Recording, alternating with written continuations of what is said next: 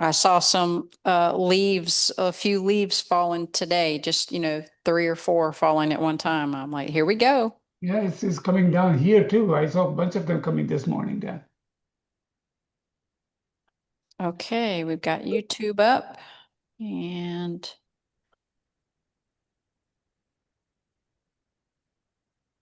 Yeah, Patty's gonna join through YouTube because sometimes when she joins in the next room, it causes some delays here. It's too okay. close, too close. So she's joining through YouTube.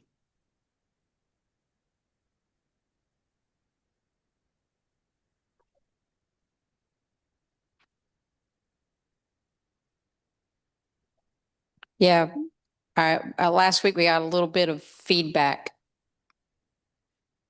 Yeah. I think from her being kind of close to you. Yeah, so I told her today to try to see if she can go either upstairs or far away. She was Yeah. using the ear pods, and I think that causes a problem too because they're all connected to each other, you know? Yeah, it went completely unnoticed though. No one noticed at all. So, Good. okay, we're a few minutes early. It looks good from this end. So Thank you. we'll Good. wait a few minutes as people trickle in. Yeah. And how is it going so far? You think it's going okay? Yes, going great. Yes.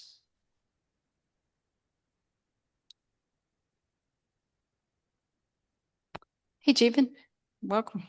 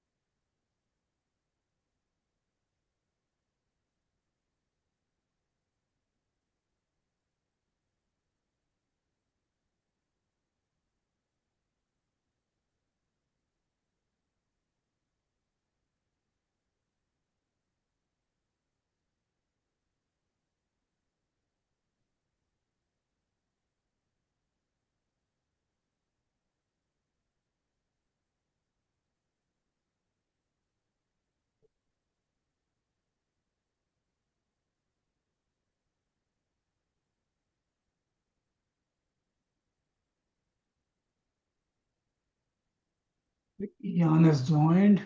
Tara has joined. That's great.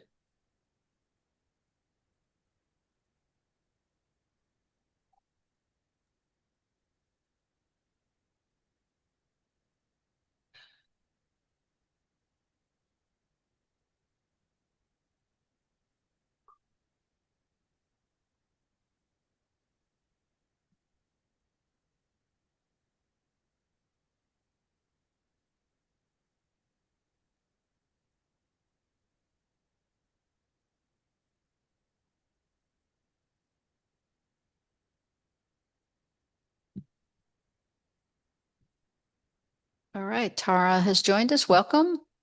Yeah. Welcome.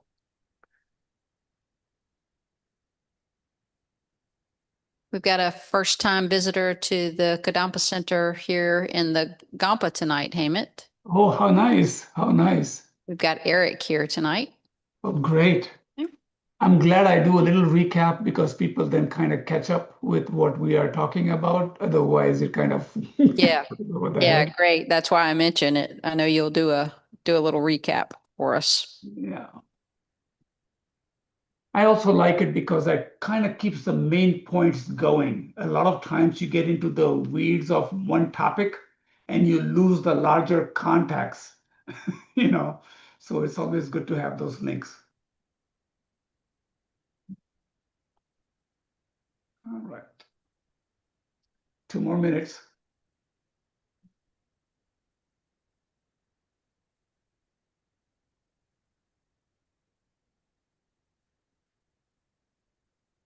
Okay, looks like CJ. Hey, CJ.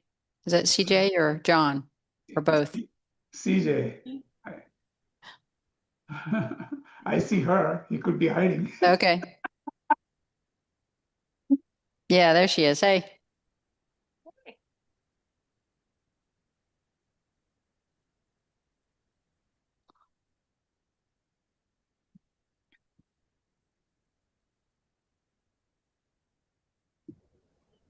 Hello. Hey, Linda. Hi, Linda. Hi, Hamid. How are you? Good, thank you. I'm good. My husband's coming soon. Hi, Lisa.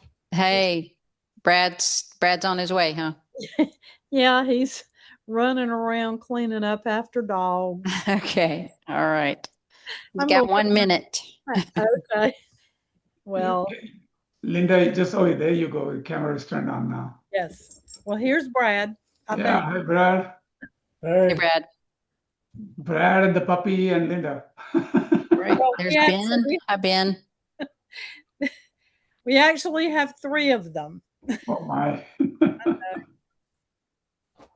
It's good that they hear the Dharma also. Oh, absolutely. Yes. They do.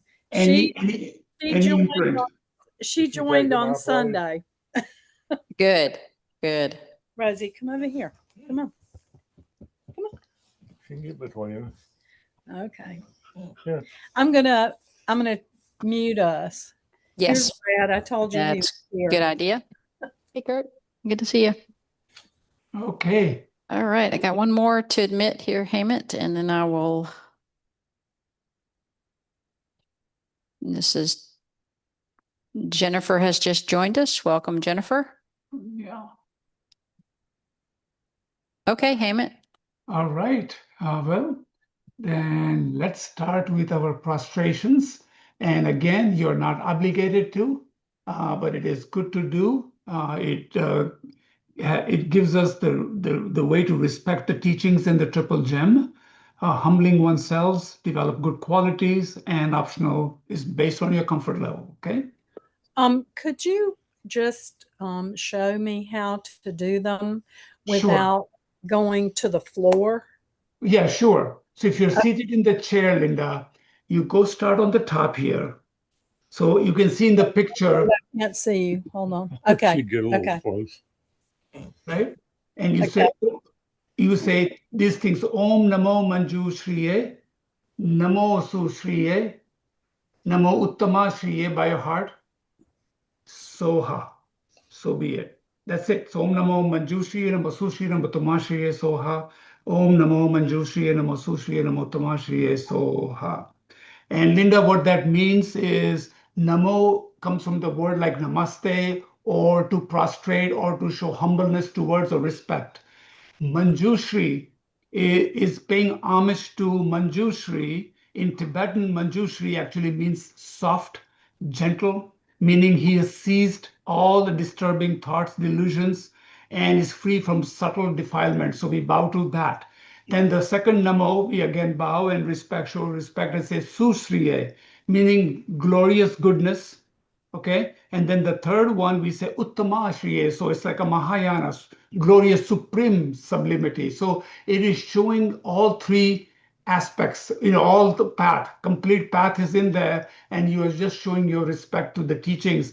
And one teacher even told me that basically by bowing down, instead of thinking you're bowing down to something, you're also saying, I want that. Give me this knowledge, please. If you're sitting, it's over your head, in front of your face, at your Heart. chest, and back up. Thank you. Yes. Thank you very much. That's helpful. Good. Okay, so the plan for today, obviously, we'll start with a little calm abiding meditation and motivation. We'll again look at that refuge prayer, I think, because this is the, by the way, for Eric purposes, we have a new person. This is a module taking refuge in Buddha, Dharma, and Sangha, sometimes called three jewels. And when you take refuge, you're working not only from an external perspective, taking refuge in Buddhism or Buddha and the teachings and the ordained monks, but you're also making a commitment internally. There is a big change that goes on into your own mindset. And so this is why this topic is so important. And so we're going to talk about that. We're going to show you the refuge prayer. And then we'll go through for the next reading what we require homework, nothing big there. I'll recap session 2, okay, and we'll take it a little slow there. And then for today, if we can get to the 8 benefits of taking refuge, we would have taken a big leap. And then in the end, we have a very quick statements on the qualities of Buddha's body, speech, and mind, and his or hers enlightened activity, and of course the qualities of Dharma and Sangha, and we dedicate. So if we can't get to the end, that's fine. We'll catch up to last session, but most likely we should be able to do that. And today there is no meditation. Next class, we'll do a little meditation on Shakyamuni Buddha. Okay? So let's start with a quick meditation. And again, there is 2 purposes for this particular calm abiding quick meditation. One is it teaches us concentration. Okay, whenever your mind is scattered, you're about to sit down in the class, you're still fidgety, you're still sitting down and getting comfortable in your seat, your mind is still occupied. The thoughts are somewhere else. So it allows you to bring it closer. So it is good for that way. And it also calms us down, right? So two parts going on. So it teaches us concentration and brings about some calmness, and then so you can pay attention to the class. And the object of your meditation is breath. The breath is neutral. You don't have to look at anything. We breathe every day. So it doesn't have any connotation to it. It's simply a breath. So all you do is first you get in the right position. So you're thinking about getting your back straight a little bit, not too rigid. Your legs are crossed or your feet are on the floor if you're seated in a sofa or a chair. Your arms are a little open and your left hand is in the bottom, right hand on top, and you're touching your thumbs. Your head is slightly tilted, jaw and mouth are relaxed, and teeth are slightly apart. Nothing clenching, nothing tight. That's the whole idea, right? And then the eyes, preferably slightly closed or slightly open. Both work the same way. You want to be aware, but yet you're going inside. And then you want to start by relaxing your body and scanning your body to see nothing is tight, nothing is uncomfortable. So let's do that first.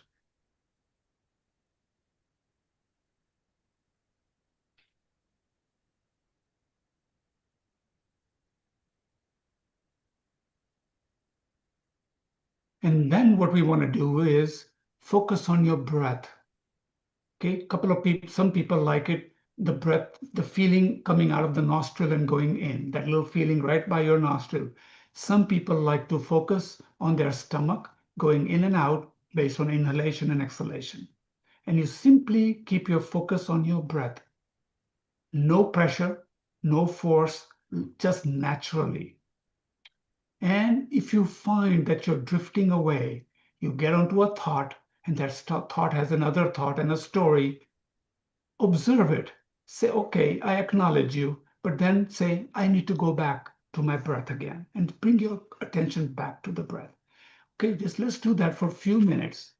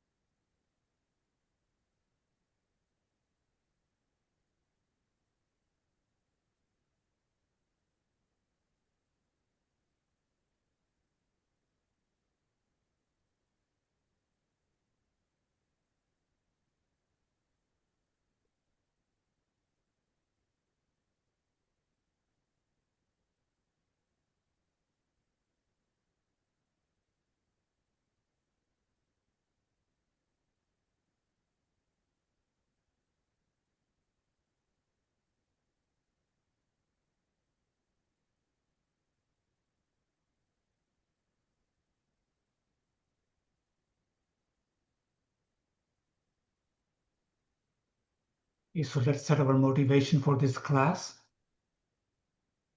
In the previous session, I mentioned how creating karma has 4 factors. Okay. First, for karma to actually happen, you need a motivation, an object, the way we act towards the object, and a completion of action. These are the 4 factors for karma to be complete. And so, by listening to these teachings can also be very beneficial, not only in our life now, but also we create virtuous imprints in our mind. And by bringing all 4 factors together, we can make very powerful virtuous imprints right now, which we can dedicate to the benefit of every living being. So we have the perfect object, Dharma itself is a perfect object. Then generate the right motivation, effortful bodhicitta, compassion. Develop the aspiration or admiration of what bodhicitta is and aspire to use our life to move closer to generating this actual thought that leads to enlightenment.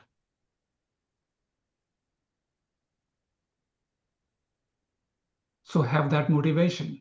So we have a perfect object, and then we listen well with a concentrated mind.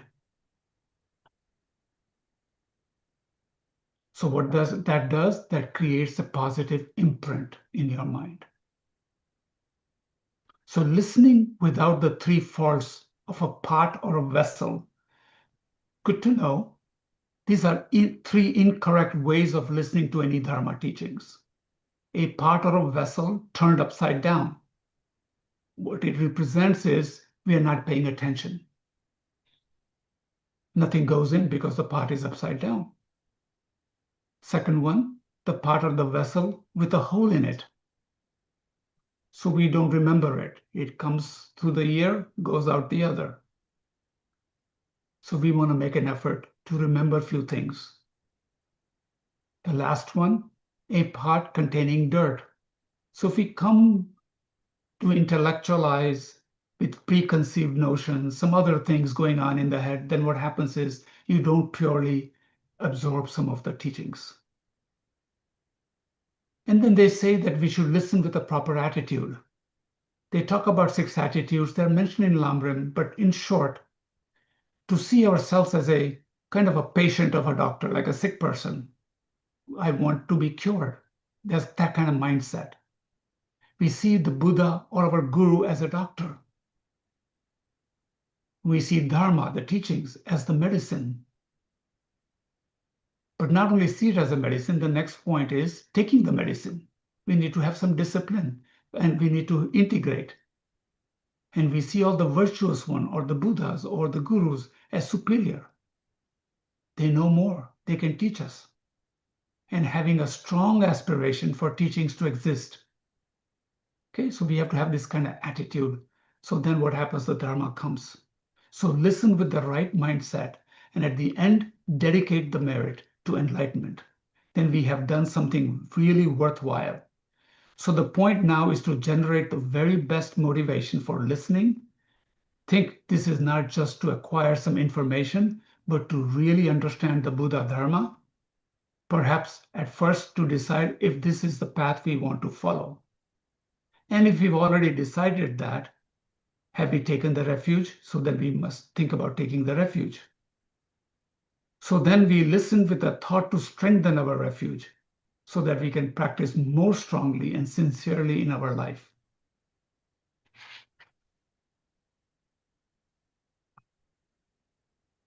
Okay, so bring your attention to the class now.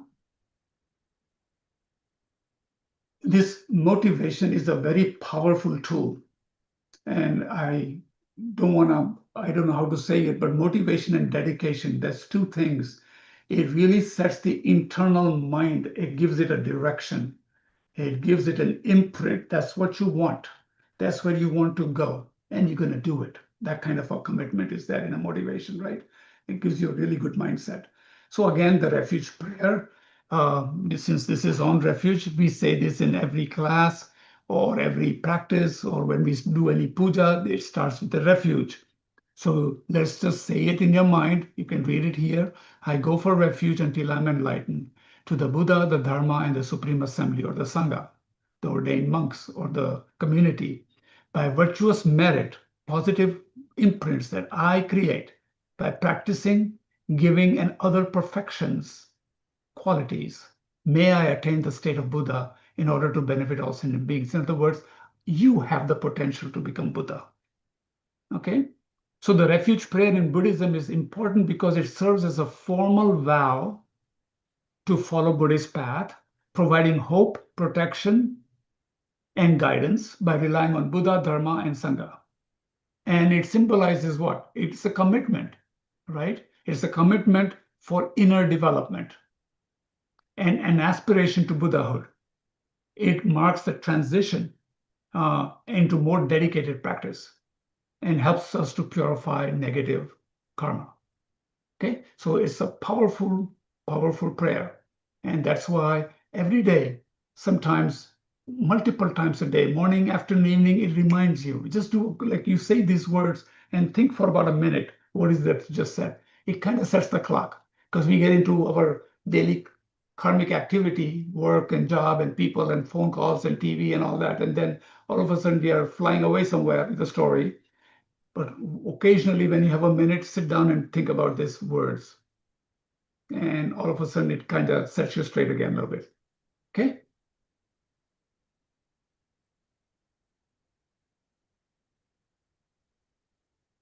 So all for homework I'm asking you is to go to the next one.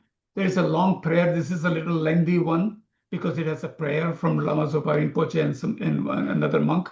But it's really good. It talks about so many things, that how generosity and morality and so many other things that we do is all kind of included in taking a refuge. So it's very good reading to do. If you have time, please read the Essential Buddhist Practice. Okay, there are other reading materials like Liberation in Palm of Your Hand. If you want to read that, please continue to do that. And if you've taken a refuge already, you should have this book, and at least you should read it if you have the book. Right? It's called Refuge in the Three Jewels, and you can get it from FPMT. It's relatively, they just give it away, but you can donate $1 or $2, I think. And then all I'm asking again is, till the class is over, and if not, for your own benefit for future, take refuge every morning and maybe somewhere in the afternoon. And if you do some practices in the evening, and if you plan to meditate, start with a refuge, and it will only benefit you.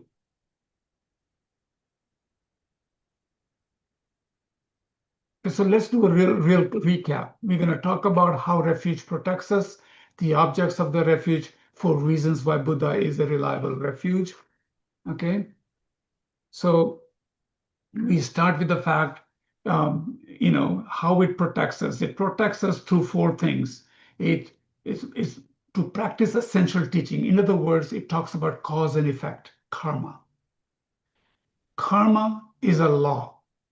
Okay, is not somebody that manufactured something. Every cause, there is an effect.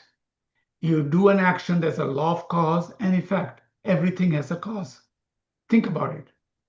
I can't lift my one hand up without a cause. I lifted my hand. I want to leave. I gotta get up and walk. Cause. So then I can leave.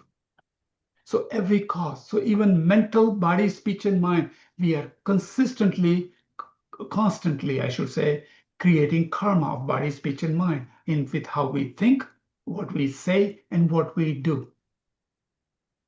And it has effects. In short, positive karma activity brings you closer to happiness. Negative karma brings you closer to suffering. Okay? So the whole idea is what? To create virtuous actions of body, speech, and mind. And it takes a little time, it takes a little work. It's a practice. You start somewhere, right? So it's a practice. It's not like overnight you're gonna now all of a sudden you're virtuous. No, it takes a little time. It takes a little analysis. So that's one thing. Okay. We develop, number two, how it protects us, it develops our inner refuge. So outside refuge, we can say, oh, I rely on the Buddha. I can go to Kadampa Center. I'll open my prayer book and I'll read the prayers. And I will say hello to all my Sangha members and teachers and so forth. That's external refuge. That's wonderful. But this is really inner refuge.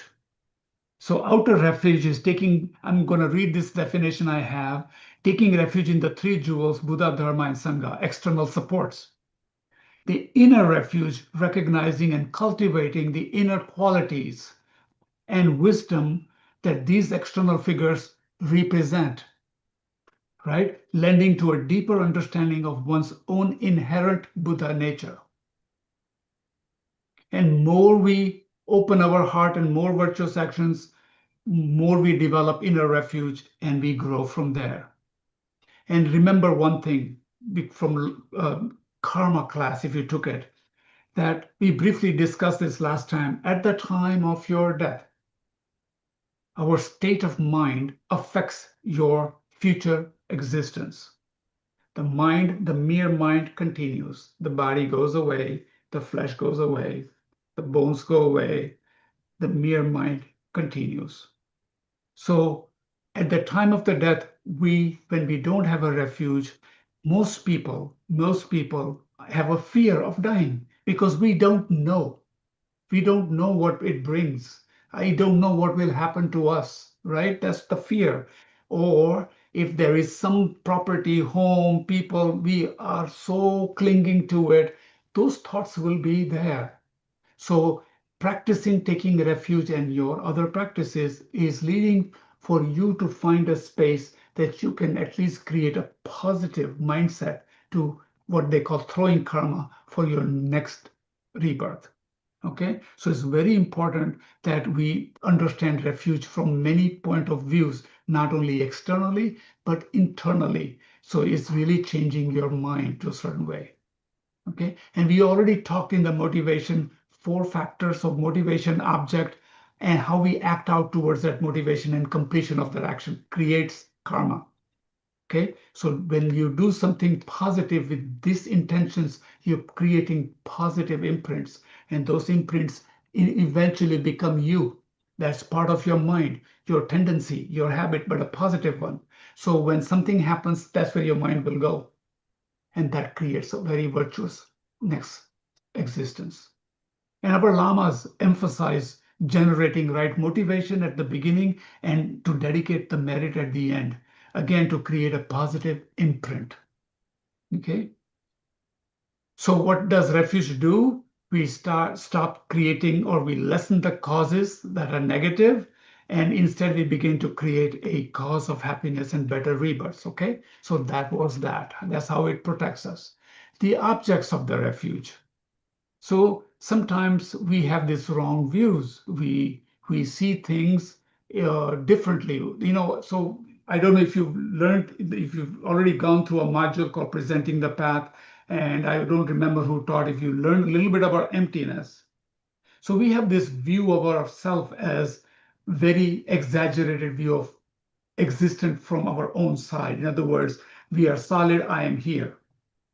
And without going into too much of these details, we need to really look at it, and you find out that even nothing that we have is permanent with us.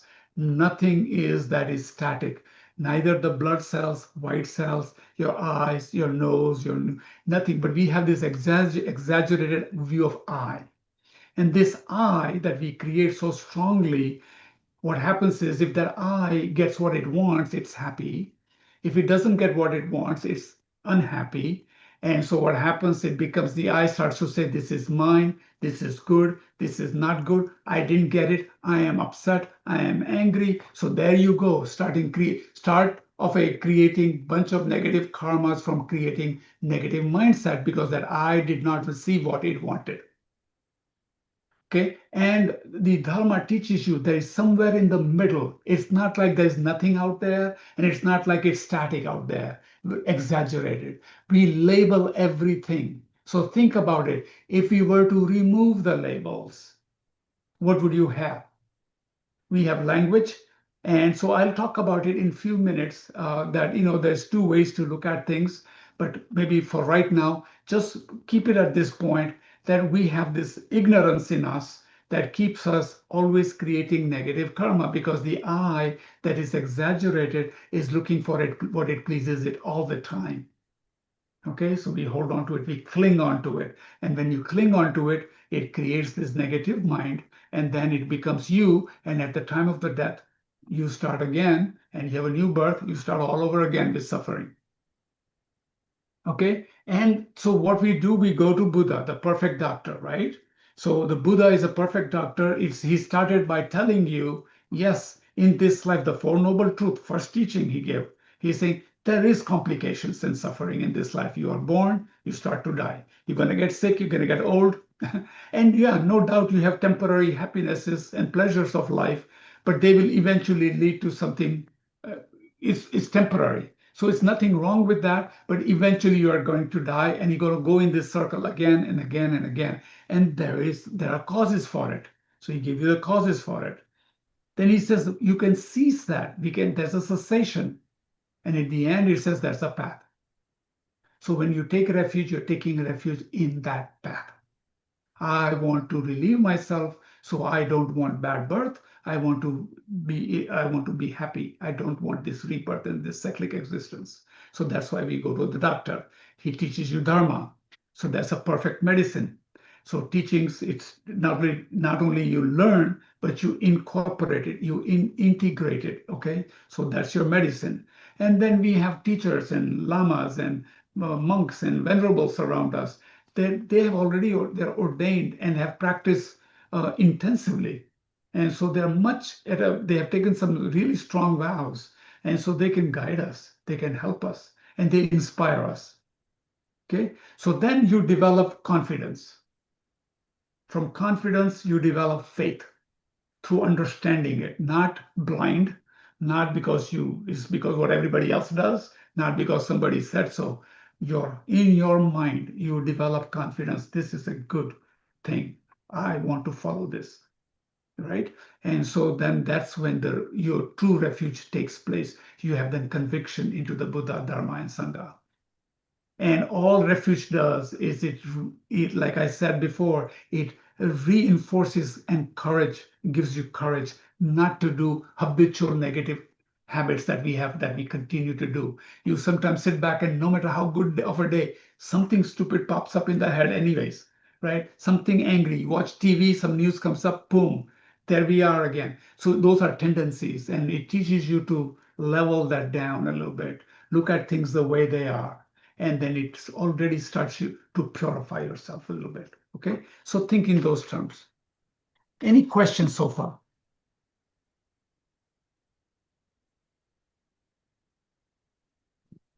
Just unmute online if you have a question. Anyone here in the Kadampa?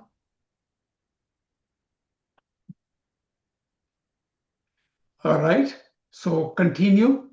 So let's see how refuge protects us even more. Okay, so first thing you'll find is that the Buddha is fearless. Okay, so let's talk about that. Why is he fearless? Because he's gone through this. He has gone through life and practiced. He's seen, he's awakened one, right? What is the word Buddha even means? An awakened one. He's fully aware, full of good qualities. Every quality is perfected. He is omniscient, omnipresent. Okay, those are the two big qualities he has. So he has no fear. He knows exactly how things are. He or she, I should say, they know, Buddhas know how things are. So they're able to teach you and give the teachings in that way. So if you have confidence in Buddha, guess what happens? You lose some fear. When you develop this confidence in that you are on the right path and your doctor is Buddha, guess what? You will lose fear. That's the connection you need to make. Okay? He's skillful in freeing others from danger. Okay? So before even I go there, Buddha can proclaim that he's without fear and confusion or doubt, and he even gives you the four opponent powers to practice. And what are they? I wanted to say that today. Uh, so whenever you get into a bind, think about these four opponent powers. You may have heard of them many times in our teachings, but again, to just kind of reiterate them, there are four R's. Okay, if you have a negative mind, you can regret. You can develop a regret saying, I messed up. Okay, it's okay. You messed up, move on. No guilt. No, poor me, I'm horrible, I'm terrible. I'm going to go down this lower ramps. Don't go into this cycle. That is not good for your mind. You simply say, new chapter, I regret, I will not do that. Or I will refrain from doing it for at least 10 minutes, 1 hour, 1 day, and take it from there. That's called true regret. And regret specifically for what you have done that you think is a negative quality. The second one is reliance. Whenever you regret, you rely on your refuge, on teachings, on your teacher's teachings, and topics like this, that you rely on them. When you read them, they purify you in many ways. You move on. It kind of cleanses you. You start to, as soon as you take refuge, you start on the purification path because your mind is subdued. All the way from rigid, I am horrible, that was terrible, he did that, she did that, from that to a whole nother level of thinking like, it's okay, let it go. Right? So think about that. So it's really powerful. Buddha has compassion for all. He or she has developed compassion for everyone, full compassion. They don't distinguish bad, good, ugly. They don't have those duality feelings. Fully aware, they can see conventional reality and they can see ultimate reality. So let me explain you that a little bit. We have conventionalities, right? When we talk, we need language, right? I say, if I tell you, please pour water in this glass, you will know what I'm talking about. Why? Because we know the glass and we know the water. That is called convention. Convention is okay for communication and labeling things so that we can communicate. Now, take a second level up called ultimate thinking. This glass is merely parts, a label called glass, and we label it, right? It causes and condition brought that glass together, sand, some particles of plastic, whatever it's made up of, people working on it, somebody had an idea, it functions like a glass. So in reality, you can break it down to atoms and particles and non-particles. If you blow this glass up right now, there is no glass. Its nature is nothing, it's simply a shape that functions, but conventionally, there is a glass there. We are that way too. We have a name. I'm Hemant. So you can talk to me. That's Brad, that's Linda, and that's Lisa, and Jeevan is sitting there. All good. We are there. We can identify. But there is another way of looking at it. We depend so much on these labels, and we make it so solid and static that we don't see the ultimate nature of all things. If you really think about it, how things are dependent on each other, like a tree comes from a fruit, from a seed, that seed comes from a fruit, that fruit comes from another seed, it goes on and on and on. A rainbow, we see a solid rainbow, but boy, it's a reflection of light. That light comes from the sun. Oh, there are clouds. Oh, we need rain. The rain comes because of moisture. So it goes on. It's a little more complex. So there's so many causes and conditions that bring about some things, and they function. So we function, but I just wanted you to understand that that we live in this. We need to understand this, and you will get to these classes in different modules. But it's very important to understand that Buddha fully sees conventional reality and ultimate reality both at the same time. That's the Buddha nature. Even bodhisattvas don't see it both at the same time. They see one or the other till you become enlightened.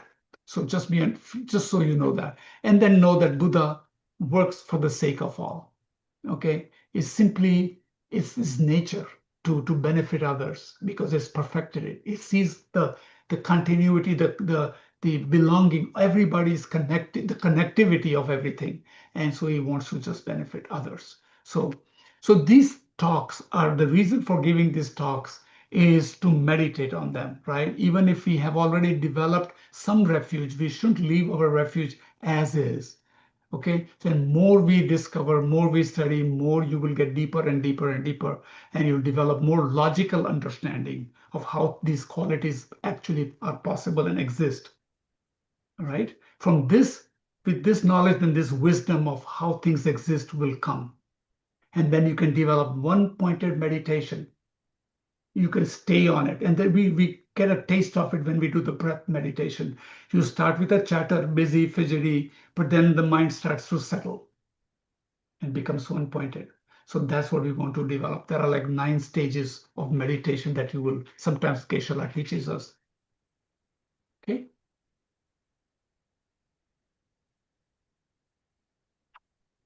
So let's see. So we talked about we have the wrong views. The Buddha is a perfect doctor. The Dharma is the medicine. Sangha members motivate us. So we develop confidence and faith through understanding, and then it reinforces our courage not to do negative actions. Okay, we talked about Buddha is fearless. Sorry, I was behind one slide here. Skillful in freeing others from danger. Buddha has compassion for all, and it works for the sake of all. We just talked about that. Okay, so let's talk about the 8 benefits of taking refuge. Okay, so number 1, we've talked about it, rehashing it again. So we become an inner being. So what does that even mean? So first of the benefits of taking refuge is generating confidence. Okay, if you're intellectualizing it, different story. If you just hear to look what it's all about, what Buddhists talk about and all that, fine. But if you really are sincere about getting there to become enlightened or be on this journey, then you need to really understand and have confidence in Buddha, Dharma, and Sangha and become an inner being. So so what is an inner being? I wrote this down today. Seeks solutions and happiness within by cultivating that true nature of awareness, compassion, and wisdom. Okay, again, seeks solutions and happiness within by cultivating their true nature of awareness, compassion, and wisdom. Wisdom is knowing how things exist. Compassion is benefiting others, right? And you seek solutions. You're looking for antidotes to negative states of mind. And you become more and more aware. And the good part of becoming inner being is we begin to take responsibility for our happiness and suffering ourselves. This is the beauty of these teachings, is that nobody out there is going to put this in your mind. Nobody's going to touch you in a magic, right? Nothing like that. You walk the path. You apply the antidotes. The teachings are there. Buddha has been very kind by giving the teaching, saying these are the steps if you want to become enlightened. No teacher, no guru, no Buddha is going to put this a funnel in your mind and then put it in there. No, you have to practice. The teachings are there. They're there to help you. So we have to create the right causes of our own happiness and stop creating the causes of our suffering. So by becoming an inner being, we realize I am capable of creating the good causes of happiness and avoiding the wrong causes that bring suffering. So then number 2, we take vows that can protect us and others. Okay? It's truly when you take a vow, you're embarking on a journey practicing to subdue any kind of negative states of mind or disturbing thoughts. We want to eliminate them.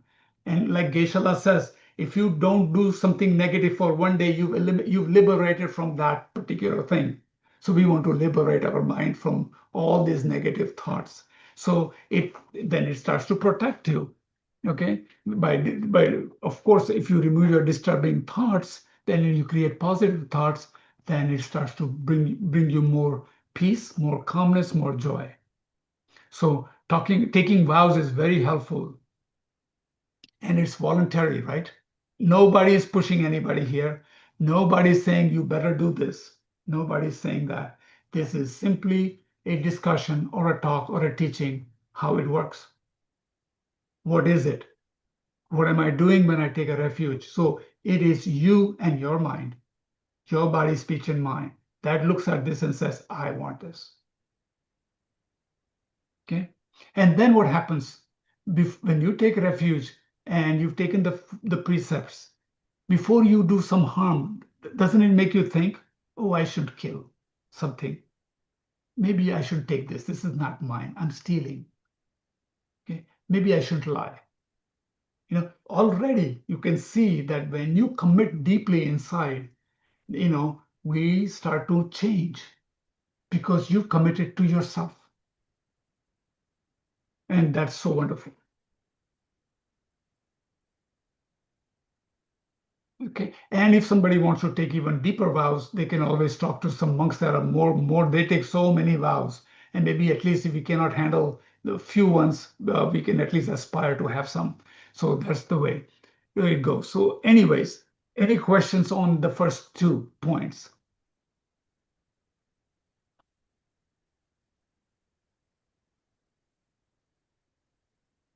Okay. I'm assuming not. So let's go to number 3. Taking refuge reduces mental afflictions and purifies negative karma. We kind of just talked about it, right? Why? Simply because we've decided to do virtuous things. It's one simple as that. It purifies because you've taken a commitment to do virtuous things. I will not kill something. I will not steal. I will not lie, right? So all good things. So, and as soon as you do that, your mind starts to purify. Okay. And the potency of the negative karma starts to go down, starts to decline. Okay. Again, remember the 4 opponent powers. You have the regret, the reliance, the remedy, and a resolve to become enlightened, to benefit others. Those are the 4 R's. I didn't go through all 4 of them. The first one is called regret. Okay, you regret if you've done something or a negative thought. You rely on the teachings. You make a remedy, apply antidotes, right? Or do your practice or purify, do something with it. And then you make a resolve. I will not do this for next day or 2, or I will let it go. I will not let this happen in my life. And some people add the fifth R called rejoice in the positive merits. When you do something good, when you help somebody, you feel good inside, rejoice. That's an imprint, brings happy moments. Okay, so that's that. Then we are able to easily create merit in our mind. What is a merit? Merit is a positive imprint left on the mind by virtuous dharma activities. Okay, this is a principal cause of happiness. This is a very good definition. Why? When somebody says, can you help put the bowls? Can you help move your pillows? Can you help give Geshe-la a ride? These are merits. Why? Because you're doing virtuous things. You're doing it with a positive mind. Okay, if you do that, of course, with joyful effort, it becomes a merit, and merit accumulates. And more merits, you're getting closer towards your goal, which is enlightenment. Okay, so it allows you to do, and it becomes enjoyable. When you start to feel calmer, you start to feel happier, you do more virtuous actions, then there is a great benefit. And then, of course, we are protecting our mind. Our tendencies are still there. Our habits are still there. Number 5, when something comes up, we are able to say, stop, let me pause before I open my mouth, right? If I have a tendency to yell or scream at somebody or get angry quickly, maybe by taking a commitment and thinking about the virtuous actions of body, speech, and mind, maybe it says, slow down, take a breath, don't say that. Even that thought will alleviate how many negative compounding factors.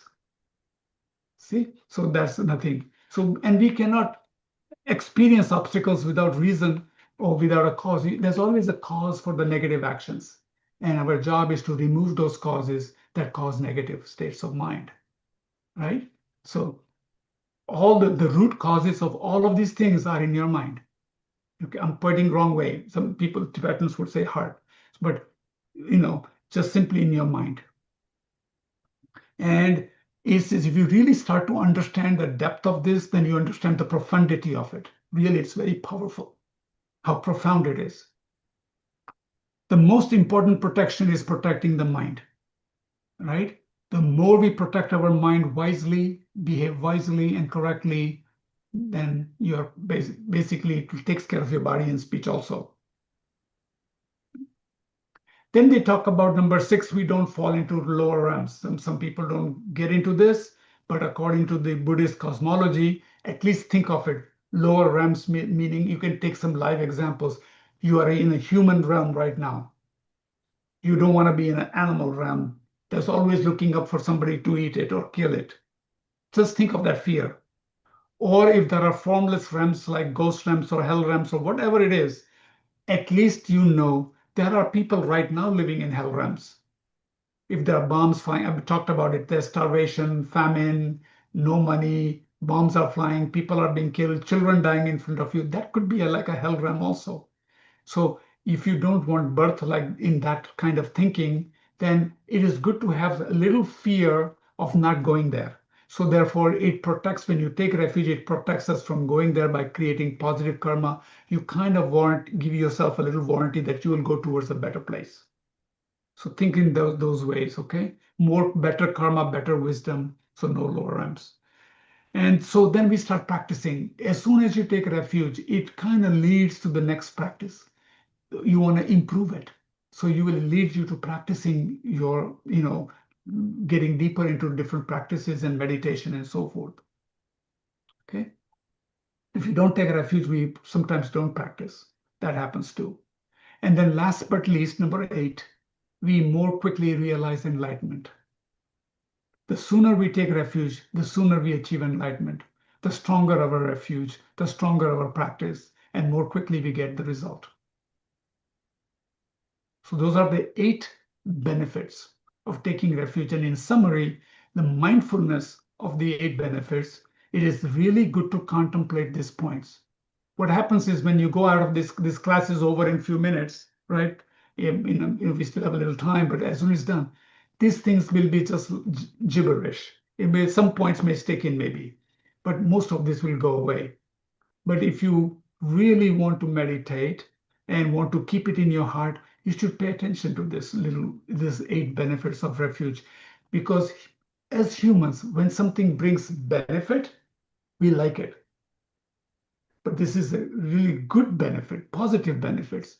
So think about the inner being, why we take vows, how it protects us, how it reduces mental afflictions, it creates positive merits, how it protects our mind. We have better birth, we have a good life, and we practice and accomplish more, and we more quickly realize enlightenment. So kind of have a picture of this in your mind, okay? And maybe you want to contemplate on that sometimes as you sit down and taking refuge.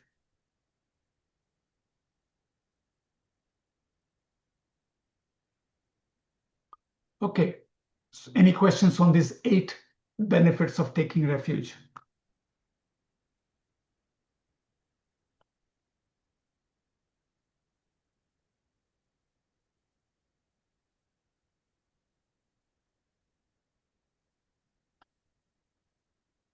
Okay. So Lisa, I wanted to ask does Eric have any questions? I know this is a little bit more advanced for him, but if he has any basic question on what is a refuge.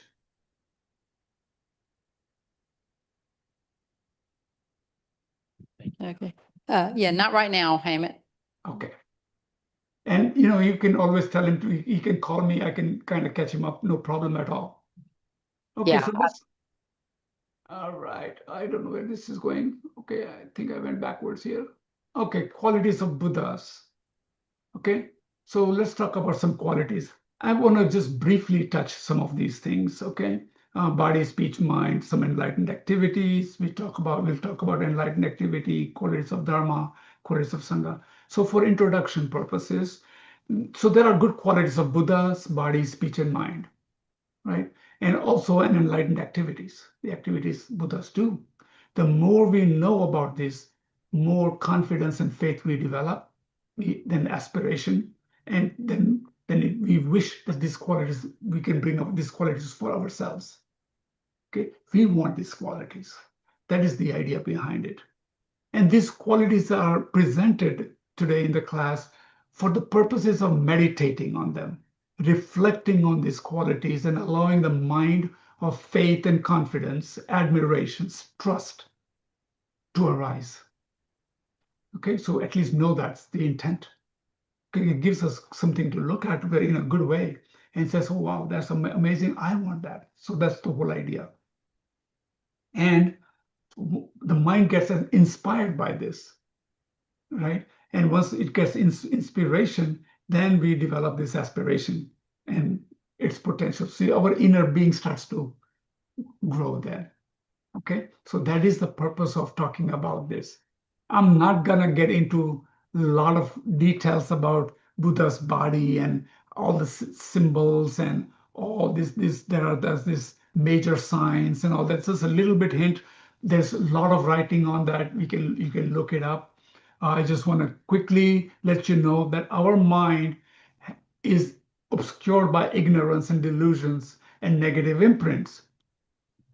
But if you go deeper within it, you have the potential to become a Buddha, right? We all have Buddha potential. That means the fundamental is clean. We just have a lot of stuff, like the lake, clear water, but we've got a lot of dirt on top. And once you start removing the dirt, the clear lake is still there. The dirt settles down or goes away, and what you have is a clear water. Same way, our mind is clear. It cognizes, and it is not physical. We know that already, and we have a potential to become a Buddha. So if you can just develop a little bit of that quality, how wonderful. Just think about when this dirt starts to grow and you just start to see some clarity of that lake or that mind, how wonderful that feels. You're getting closer and closer towards your enlightenment. And then at some point, you are a bodhisattva, you're reaching the closer to your enlightenment, and then spontaneously you start to just benefit people. You spontaneously do good things. This radiates out of you. Okay? So to see the Buddha's body, it requires a great deal of merits. It's just know that Buddha has certain things, like they have 32 major signs, 80 minor signs, and they talk about because they have perfected every single qualities from their hair, eyes, long ears, the lines, the nose, the body, everything is like perfected. It's good for just visual purposes, but you just know that every cell, everything about that Buddha has been perfected. But we need lots of merits to be able to actually see those things. We need to be enlightened ourselves in a way, or be very close to it to be able to see some of these qualities. But how good Buddha is, they take birth in a human form to benefit you, right? Because we have issues going on with mental afflictions and delusions and so forth. But Buddhas are kind. They want to benefit others. So they come to you as teachers, as monks, as venerables, right? And they teach you, right? And then as you develop those qualities, your mind and your awareness starts to grow, and you will see your teacher as a guru, Buddha as a guru, or your guru as a Buddha, and you'll see those qualities. You see traditions in Tibetan when a monk, highly renowned Rinpoche, they go outside and they welcome him inside. And it's for many reasons, not only so they can receive teachings for their next lives and continuously, but they can also develop these qualities to be able to see the Buddha nature. And they develop their Buddha nature. Okay. And for example, the Buddha's foot has a dharmakaya, like a wheel, or a picture on their bottom of their feet for teaching purposes. They have a wheel. So those are the kind of things that they talk about. The essential point here is that the body of the Buddha is unbelievably beautiful because all the causes of the Buddha's bodies are virtuous, and it's inspiring. So when we see them or contemplate, the mind becomes happy, light, because the body is a reflection of our mind, right? Our mind sees that qualities and our mind is pure, then it sees that. So that's the purpose of it, okay? That's the body as Buddha.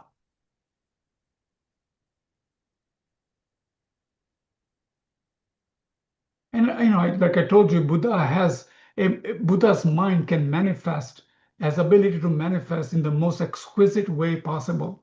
They can manifest to benefit you in many ways. Okay. And only when you develop certain awareness, you'll start to recognize that from your own mind. So speech is easy, right? One of them is when Buddha speaks, for example, it will go straight to your mind. It's very sensible, perfect, correct, clear, harmonious, encouraging, and pleasing to hear. For example, all I can say is go see His Holiness. Even though he has Thupten Jinpa as his translator, who is a PhD and is a Larampa himself, with a lot of knowledge. But in short, precise ways, he says so many things. You get inspired. It's amazing. You can watch videos, but when you're there, it's a different feeling. You get that feeling. You just know that this is amazing. So that's an example of the speech of a Buddha mind. Okay, they can be very concise and precise and tell you, and they are able to teach according to the level of the people. And that's another ability that they have. His Holiness talks to children a certain way. He talks to the Tibetan Rinpoches a different way. He talks to monks a different way. I mean, it's all different levels of talking, but it's to reciprocate that way with each other. Okay, so that's the speech of the Buddha. The next thing you want to talk about is the mind of the Buddha. My goodness, this is an amazing topic itself. I think we've touched a bunch of this. So the wisdom, the compassion side, and again, we talked about omnipresent, is ever present. Buddha's mind is omniscient, knowing all things at all times. We talked about omniscient mind knows everything, the way it exists. Okay, and we talked about the conventional nature and we talked about the ultimate nature. Again, conventionalities is what we function in many ways. Name, labels, like Geshe-la says, everything has a specialist, everything has a name, right? But ultimately, it doesn't exist from its own side. It's dependent on other things, right? Its nature is empty of inherent existence. They function. We also function, but it's not static. We just didn't pop up and stay static. If we were static, we would not be able to change. Because we are able to change, we can become enlightened. So that's a beautiful quality. Okay, so we understand. And there's a lot more teaching on it. Maybe this is not the topic or the module to get into details. In emptiness, you will learn a lot. And if you have a real interest, we can talk privately if you want to. So that's one thing you need to understand. And I also mentioned that Buddha can know simultaneously. When you become Buddha, they know conventionalities. They know how conventionally what's going on. They also know ultimately what's going on. They see both at one time. And we are not able to do that. Bodhisattvas only see one thing at one time. Unless you become enlightened, then that's what happens. Okay, for us, it is very relatively easy to feel compassion for downtrodden, poor, sick, weak.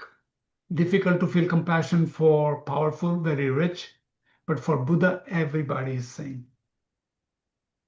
Okay, they don't have this duality. I like this, I don't like him, I like her, I don't like her. She is good, he's bad. They don't go into that. They simply know. Okay, they know that everybody is suffering, good or bad, rich or poor. There is suffering of different levels based on karma. They're here to benefit you. If you were to reach a Buddha or a teacher, they will only say things to benefit you. If you approach one of our teachers, they will only guide you in the best way they can to make you feel good. Even Geshe-la says so many times, rejoice in the good things. Be happy with positive qualities. Have compassion. Be kind. He always uses the word, For Buddha, there is no you are Tibetan, you're Nepali, you're Indian, you're American, you're English, you're Irish. Those are labels. He sees us all the same way, he or she. Okay, so that is how Buddha's body, speech, and mind work. And for enlightened activity, Buddha's mind effortlessly experiencing they always experience great bliss at all time. And they can manifest in infinite number of things. They can even wait for a long, long time for you so they can benefit you. There's so many ways they work to benefit human beings. Now, there's two parts to it. In my mind, you can think that, yeah, if you have a karma, they also know that karma that you're going through. They'll wait, or they'll just intervene enough where they can slowly impact you so you move it and you purify it. So think of us right now. We have a lot of good and bad karma, right? But then something is happening that brings us to the class that says, I want to learn this. I want to meditate. There is something in you says there is more to life than just this, right? For fear, faith, confidence, whatever you want to call it, something drives us here. You learn from our teachers, our Geshe-la, our teachings, and it inspires you.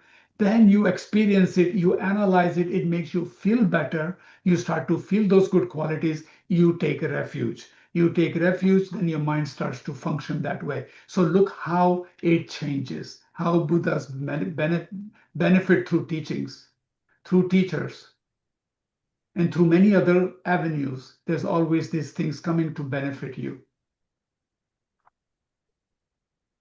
Right? Okay, so that's about it. All I can say in the end is Buddha can't force us to participate, can't put enlightenment or freedom in our mind. But once we open our minds to the Buddha, there is nothing the Buddha can't do to help and benefit us. As a human being, we have a unique level of intelligence. We can use that to do analytical meditation. For example, the qualities of the Buddhas, Dharma, and Sangha, and generate this confidence, and it becomes aspiring faith, which gives us energy and determination to achieve liberation and enlightenment. So we are very fortunate. So it's 8 o'clock. I will go into the qualities of Dharma and Sangha next time. It's very little. So let's set up a dedication. There was a lot of information I put out. So I will just do a dedication and let's get out a little early, okay? So again, let's dedicate. So we dedicate the merit of this time to be able to generate at least a pure refuge in the triple gem, meaning Buddha, Dharma, and Sangha, which are the most precious and meaningful things of all, the most beneficial. Through generating this pure and strong refuge, may that refuge lead us to the inner refuge of discovering and experiencing our own Buddha nature, and that is able to benefit countless, all living beings without exception in the most perfect way.